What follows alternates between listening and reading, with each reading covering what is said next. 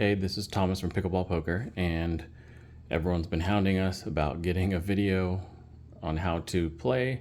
So before we get a really professional video out, which is in the process, I'm going to go over a quick rundown of how this works just with the cards, so you can kind of get an idea of how this whole game works. So first we have the box. We use the box on the court. Usually we'll set this either to the side of the net or at the back of one side of the courts, and one of the teams can just deal with the cards. So we have our discard pile here, and then usually I'll put the rest of the cards here just in case there's any wind or breeze. How the game starts is you deal one card to each team, so that would be one card to each team here, and this is just a starter card. This will kind of just get the teams jump started on earning cards and making poker hands a little faster. For this example, we'll just keep set up.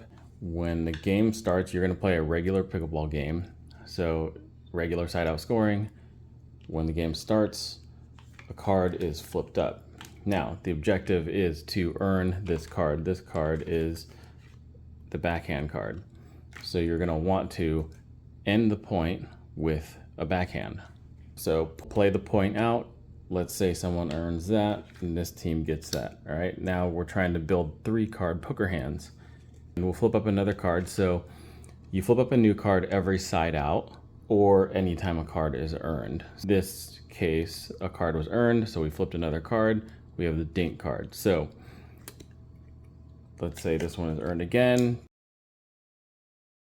Now we have some cards. You can hold a maximum of 5 cards at a time. Once you get to 5, you have to redeem for a prize, and you have 2 rewards cards. Each team will hold on to one of these. It has offensive rewards on one side, defensive rewards on the other.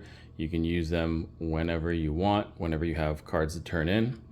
Let's say, for example, we're going to use this team is going to be on defense, and they have a pair. So they have the option to redeem one of these against their opponents, or they can hold on to their cards and go for something bigger. Let's say that we use this one and it says offense plays to one side of the court with a duration of one side out. So that means that for that side out, or the rest of that side out, whenever they use that, the opponent will only be able to play to one side of the court. So in this case, what we're talking about is, if let's say this is the defensive side, this team can only hit to this side. So it's almost like they're playing skinnies, and they can do that for the whole side out.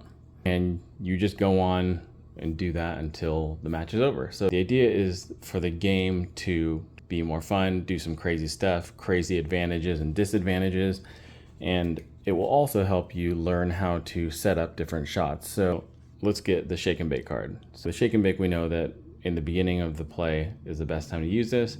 Off of your serve return, you will hit a drive, and then your partner will crash the net. So they'll rush the net and then try and poach that next ball out of the air with whatever comes back after the drive. That would be your shake and bake. So you would say, hey, okay, if the ball comes anywhere here, then I'm going to drive it. If the ball goes anywhere here, then I'm going to drive it, and you're going to crash, etc. So you're really trying to figure out the best way to end the point with the specific shot. You'll get better at it as you play and as you learn that kind of stuff. For beginners, it also helps you learn all the basic shots. So here's a lot of the shots that we have. We have cards like shake and bake, forehand, ATP, backhand, serve shot, forehand, speed ups, drop shot, hands battle, aka firefight, overhead, and there's a description of each shot on the card. So for beginners, if you don't know what the shot is, it will tell you what it is. And that's about it. So enjoy playing.